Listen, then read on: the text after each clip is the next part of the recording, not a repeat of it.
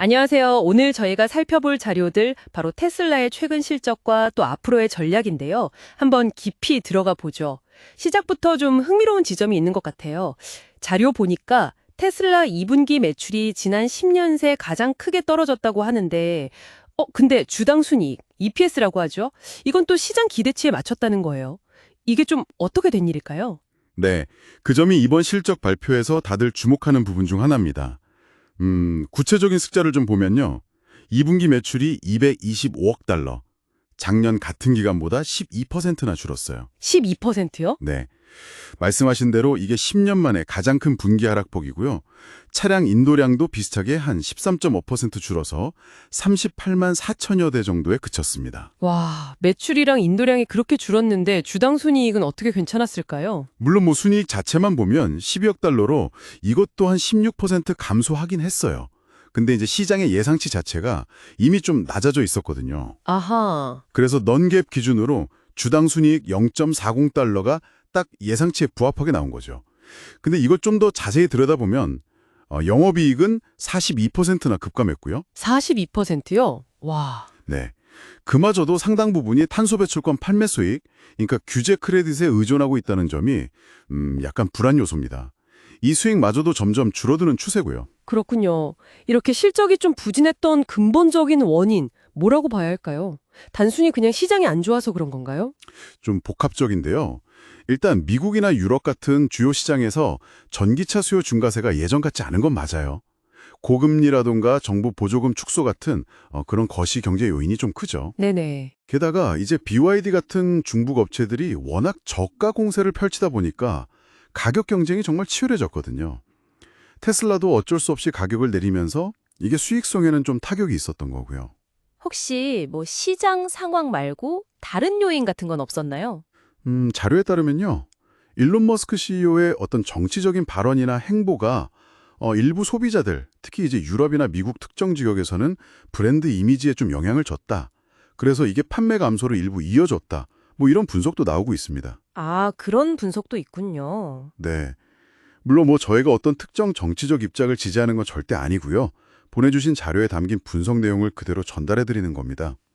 결국에는 핵심 사업인 자동차 판매 자체가 좀 부진했고 수익성이 악화된 게 가장 큰 원인이라고 봐야겠죠. 네, 상황이 확실히 좀 녹록지 않아 보이는데, 그럼 테슬라는 이걸 어떻게 헤쳐나가려고 하나요? 어떤 돌파구를 찾고 있을까요? 단기적으로는 역시 그 저가형 신차에 기대를 많이 거는 것 같습니다.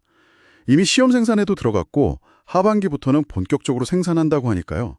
이걸로 다시 시장 점유율을 좀 끌어올리겠다. 이런 전략이죠. 근데 가격 경쟁이 워낙 치열하다고 하셨잖아요. 단순히 저가 모델 하나 내놓는다고 해서 이게 충분한 해결책이 될 수 있을까요? 그게 정말 좋은 지적이신데요. 그래서 테슬라도 단순히 저가 모델에만 기댄다기보다는 훨씬 더 장기적인 그림을 그리고 있는 것 같아요. 장기적인 그림이라면요? 바로 그 로보택시, 그리고 완전 자율주행, FSD, 또 휴머노이드 로봇, 옵티머스 같은 아주 혁신적인 기술에 사실상 승부를 거는 거죠. 아, 그 이야기들이군요. 로보택시는 이미 오스틴에서 시범 운영 시작했고, 내년에는 개인 소유 테슬라 차들도 그 네트워크에 참여시킨다는 발표도 있었죠. 맞습니다. 머스크 CEO가 직접 이것이 테슬라의 핵심 스토리다. 이렇게까지 말할 정도니까요. 네. FSD 기술 개발도 정말 속도를 내고 있는데요.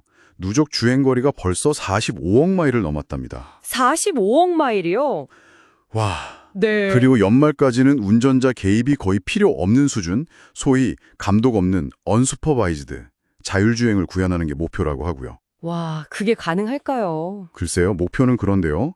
이걸 위해서 테슬라의 현재 자율주행 컴퓨터인 HW4 하드웨어에서도 기존보다 10배 더 복잡한 상황을 처리할 수 있는 새로운 FSD 모델을 내놓을 거라고 예고했고요. AI 학습 능력을 키우려고 엔비디아의 고성능 칩 H100 GPU도 16개나 추가로 확보했다고 합니다. 이야, 그 로봇 옵티머스도 빼놓을 수 없죠. 3세대 시제품을 연말에 공개하고 2026년에는 대량 생산이 목표라고 하던데요.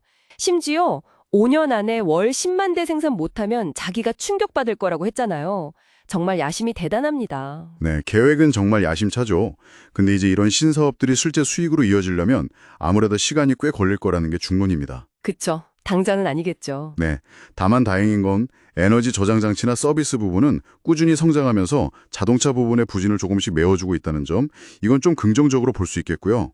투자자들 입장에서는 아무래도 3분기 연속 실적 부진이다 보니까 단기적인 주가 변동성을 좀 우려하는 분위기입니다. 추가 조정 가능성도 제기되고 있고요. 네. 그래서 결국엔 저가 신차가 얼마나 성공적으로 출시되느냐, 또 로보택시 상용화 같은 게 좀 가시적인 성과로 보여야 투자 심리가 회복될 거다. 뭐 이런 시각이 많습니다.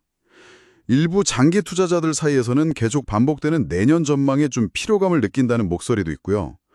그리고 최근 주주총회에서 머스크 CEO의 그 거액 보상안이 통과된 점, 이것도 향후 리더십 안정성 측면에서는 중요하게 보는 시각도 있습니다. 자, 그럼 정리를 좀 해볼까요? 테슬라는 현재 전기차 시장 성장세가 좀 둔화되고 경쟁은 더 치열해지는 가운데 단기적인 어려움을 겪고 있습니다. 하지만 이걸 타개하기 위해서 저가형 신차 출시를 준비하는 동시에 로보택시, FSD, 로봇 같은 미래 기술에 정말 대대적으로 투자하면서 장기적인 성장을 노리고 있다. 이렇게 볼 수 있겠네요. 자, 그렇다면 이 모든 정보가 당신에게 시사하는 바는 무엇일까요? 여기서 특히 좀 흥미로운 지점이 하나 있는데요. 머스크가 FSD랑 로보택시를 회사의 핵심이자 천문학적 가치 상승의 원동력이라고 그렇게 강조하는데, 정작 테슬라 소유주의 절반가량은 FSD 기능을 한 번도 사용해보지 않았다고 본인이 직접 인정했다는 부분입니다. 네, 절반이나요? 네. 물론 최신 버전 이후에는 이용률이 좀 늘었다고 덧붙이긴 했지만, 그래도 여전히 그 비전과 현실 사이의 간극이 상당히 커 보이는 거죠. 그렇군요. 정말 흥미로운 지적이네요. 그렇다면 마지막으로 이런 질문을 던져볼 수 있겠습니다.